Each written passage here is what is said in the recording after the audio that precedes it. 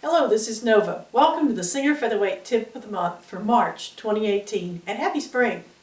This month we will continue looking at tension issues with the Singer Featherweight 221. We're going to look at a very common error that is mistakenly believed to be a tension problem.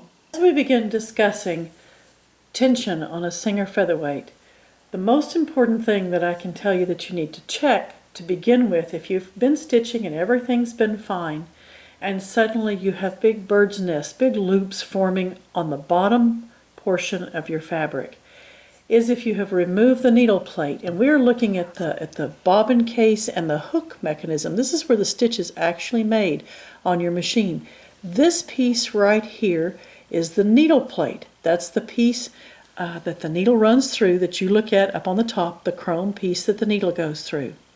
If you have removed that needle plate for cleaning up underneath here, and you missed catching this positioning finger in this notch on the needle plate, it's going to give you some tremendous problems. Before I show you why that's going to give you some tremendous problems, I want to show you how the stitch is actually formed on your featherweight. So I'm going to turn the hand wheel by hand very slowly and let you watch. As I'm doing that, see over here on this side, the hook is coming around and it's going to grab the thread loop that the needle has pushed down. There it's grabbing the thread loop.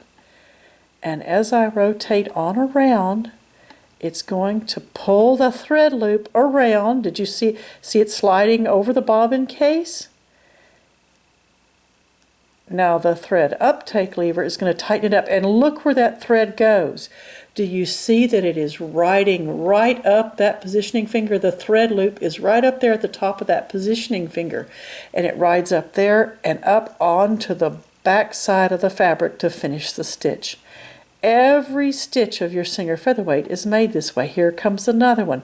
The hook is grabbing the thread loop, and as we rotate around, it's pulling the thread loop, and here comes the thread loop over the bobbin case. Every stitch your featherweight makes slides over the bobbin case, and see it wrapping around that positioning finger as the thread uptake lever tightens it up, and then boop, there it goes up onto the back side of the fabric.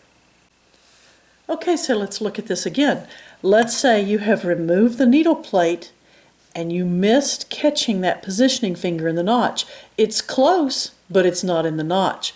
Close doesn't count. We're not playing horseshoes.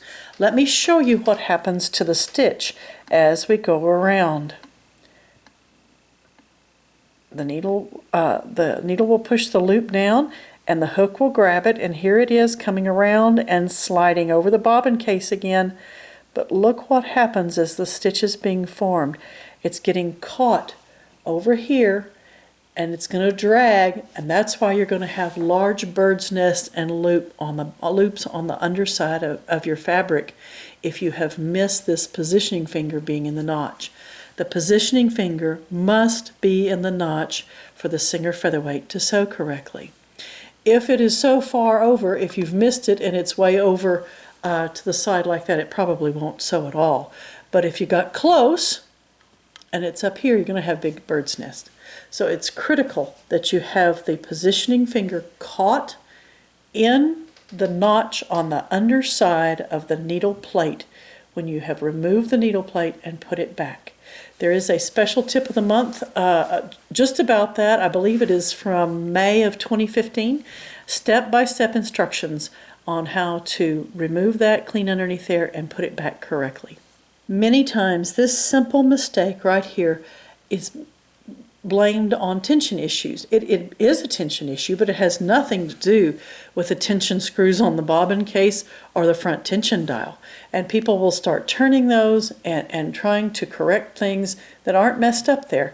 The mistake is right here, and it's very, very simple to correct. This is such an important concept that it is covered on 2 of Nova's Featherweight cards. It's covered on both the maintenance card with the yellow header. The Featherweight maintenance card gives you instructions on how to care for your machine. And it's also covered on the troubleshooting card. The troubleshooting card has the turquoise header. The troubleshooting card is great photos on the front side of most common problems, and on the back it gives you bulleted points of what to look for to correct problems and quickly get you sewing.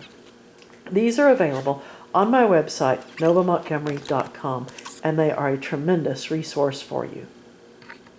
Thank you for joining me for this month's tip. Remember that you can order securely through my online shop on my website, novamontgomery.com. And don't forget to take a look at the Featherweight Maintenance Workshop page on my website. We will be traveling doing several teaching tours this year. The seats in these workshops sell out very quickly, so grab a seat and I'll see you very soon. Happy stitching!